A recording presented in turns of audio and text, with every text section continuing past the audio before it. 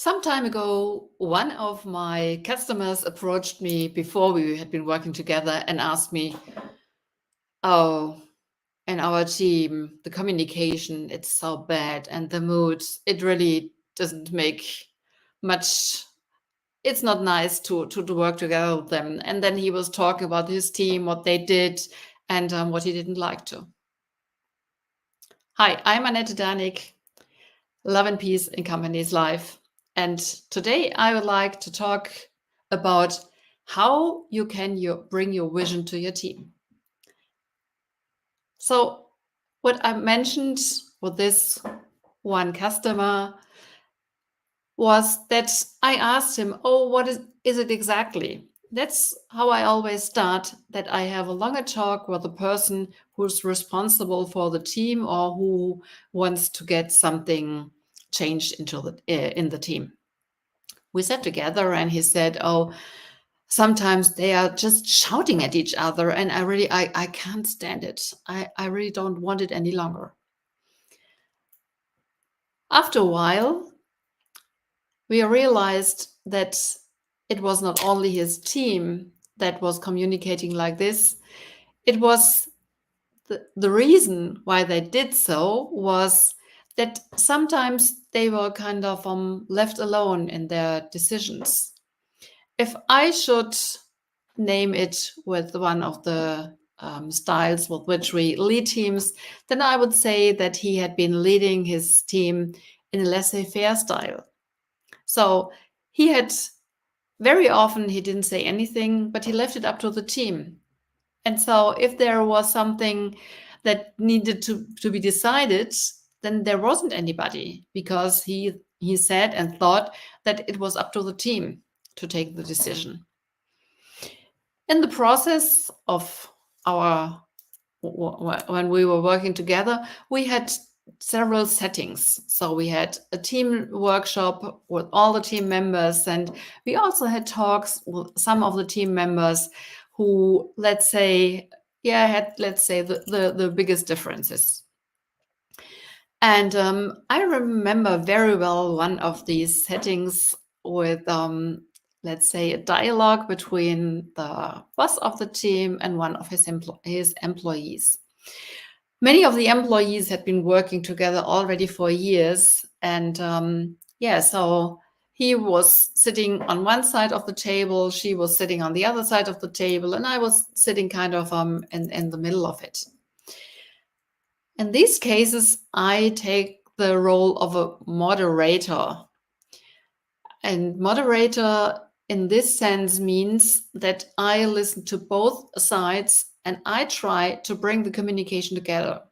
Very often in offices, it is that communication works like this, that it's not really kind of a communication, it's more maybe a confrontation. So what I do is I try to kind of find the level where people really understand each other. And this talk, it was really interesting, because at the beginning, the employee, she was sitting like this. And I had talked with him before we started our meeting and had told him that it is so important to start this meeting with something that he really appreciated in the work of this employee. And as I had already done this with him several times, he really had something that he could tell his employee that he was really convinced of. And he really could tell her where he very much also needed her expertise. And so while they were talking and I was sometimes interrupting and kind of adjusting, a scene arose in her memory. And this scene, it was already very, very long ago. And she said, "In this situation, you told me." And he said, "Okay, I'm sorry, I don't remember." And then we really could work out that it was something that was so long ago, and she was still remembering how angry she was. And for me, that's also part of Love and Peace in Companies, to also tell people what their own responsibility is. So, for example, I can always decide if I will still hang on to the emotion of anger. I can decide: do I want still to be angry, or do I decide to let the anger go? It doesn't mean that I approve of everything. It means that my anger is no longer kind of hindering me to work in another style. And so she realized that there was also a responsibility from her, that it wasn't the responsibility from her boss to kind of always please her or to make her happy. No, that she also had a very important part. And so while we followed our dialogue, and when she realized that her boss really appreciated her work, her face lit up. And at the end of our talk, she was really sitting like this, and I could really feel the relief in her. She had been carrying around these feelings for so many years, and finally she could let go of it. That was really a great situation. So maybe now you ask yourself, and what does this has to do with the vision, and that everybody in the team is happy to contribute to the vision? It's really important with the vision to already explain the team what the vision is, and to make my vision clear for the team, so that I have the impression that everybody in the team really knows where I want to go, in which direction we are going. And if the team really says, oh, that's such a great idea, such a good vision, then it's much easier for them to follow me, or to follow the boss of this team, because then they know what the goal is and what the purpose is. And I think we all know it, that if we know why we do something, that the commitment is another one than if I'm sitting in my office and I think, okay, I'm working 9 till 5. My boss told me to do this and that. Okay, so I'm just doing it, even though I'm not very fond of it. And so if you really want your team to be following you, then it's good to share this vision. And it's also very important to have to talk about the status quo every now and then. I'm very fond of some of the agile methods. So, for example, I really love what is called daily stand-up.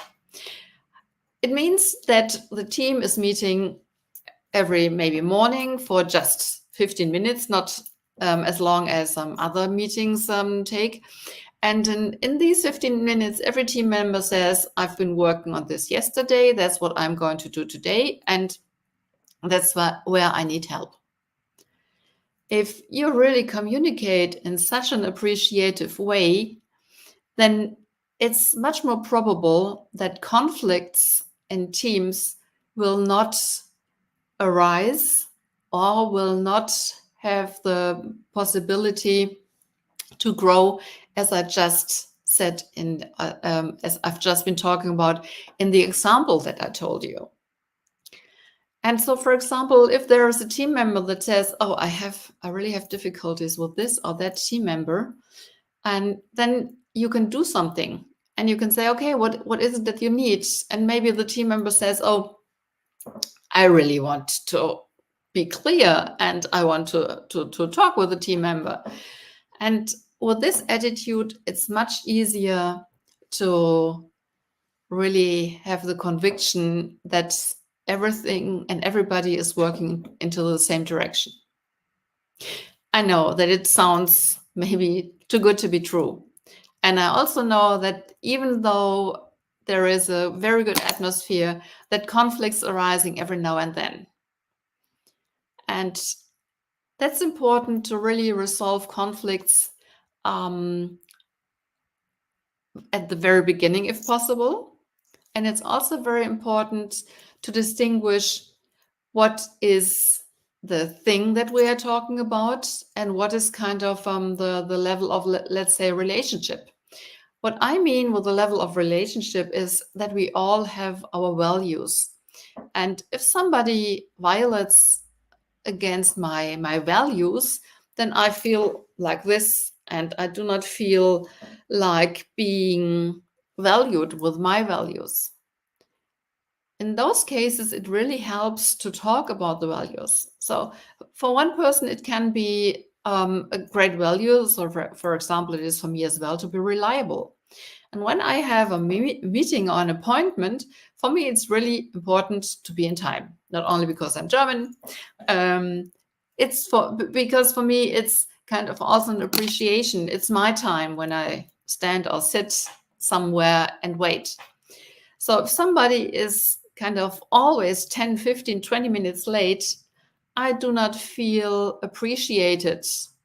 And yes, I know that this can also be a cultural thing. And that's sometimes the reason why it's possible that also between cultures, those things lead to misunderstandings and to conflicts. So, for example, there are cultures where it is not important to stick to the time, because for them it's much more important to have a good relationship with other persons, and then it's not so important to really be in time for a certain appointment. I do not want to continue talking about international and intercultural awareness today. I can do this another time. For me today, it is important to really consider the different aspects in your team and to then find a solution. And what I also love to do is to write down what you agreed upon. So, for example, with the team of which I've been talking at the very beginning, we realized that each of the team members had his or her own kind of, let's say, zone of freedom. So one employee, she was late every morning about 20 minutes, and she said, oh, I can't be in time because I have to take care of my children. Another employee, she regularly skipped her lunch break and said, oh, I want to go home earlier, I can eat while working. And so each of the team members, everybody had his or her own kind of freedom. And this also caused problems within the teams. This is very important to have kind of a set of rules, like you have it in a sports team, to really know what is okay and what isn't. And if somebody doesn't show up for work, for example, if you have the rule that it's important to be in the office directly at 9 o'clock, because at 9 o'clock customers start calling, and then it's really important that everybody's sitting on his or her place, then it's important that the boss of this team really is talking to that person who's always late. And when the boss doesn't do this, then all the other team members think, okay, it's not that important for the boss, so I can do what I want. And then there won't be such a cohesion in the team, which is really important to reach your goal. So I hope I could give you an idea what you can do in your teams. If you would like to get some more advice, just let me know. I'll be very happy to read your comments or your feedback or your questions, or on LinkedIn, on YouTube, or on Facebook. You can also reach me on my website and send me an email, and I will also be happy to assist you in case that you have some more questions, because peace is really that what counts. And so if I can support you to have more peace in your company and in your teams, please just call me. I'm doing it now like the Italian, so with call me, I mean, so we can also have a chat via Zoom as we do it today. And I'll be very happy to support you, because I really want to support everybody and also to inspire people to bring more peace and more appreciation to the workplace. We spend so much time in our workplaces. It's so important to really be content. And the contentment, it always starts with me. When I'm content with myself, then I'm much more content and also patient with others. So I'll be very happy to hear from you. I will also be happy if you would like to be my interview guest, or if you know somebody that you would like to have here on this platform, because I will also starting with interviews. I wish you a great time wherever you are. I'm very much looking forward to seeing you next week. Take care and all the best to you.